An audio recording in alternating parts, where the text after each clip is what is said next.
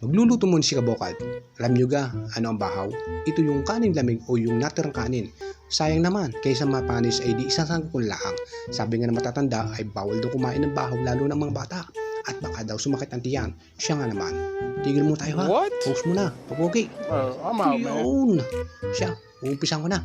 Nakanda ng mga ring bawang sibuyas at tatlog. Okay na rin konting lahok. Pag naman na rin naluto na may puso masarap na rin. Kaya laang hindi ako makapag-concentrate din Abay habang nagbibidyo ang ring asawa ko imik ng imik din Sa pugi ko daw. Aba, sabi ko oo. Ay sa pugi talaga na rin. Artistahin ari Sa usbaw ko daw, sabi niya, siya balik muna sa pagluluto. Ay, kahirap palang isang agare. Nakahaning are. Ay napakalambot Dapat yung buhaghang. Yain na at narinig na. Halo na lang. Pasanggat titigas din Aring si Mrs. Nakasingit pa nga magprito din daw ako ng tuyaw. At masarap daw yung kaulam na sinangag. Sabi ko, mag-aamoy tayo din sa loob ng bahay natin. Kakoy mamaya na lang gabi. Alas 12, tayo maghahawot. Paktay din na ka naman kalbo dyan si Inay. Ayan na.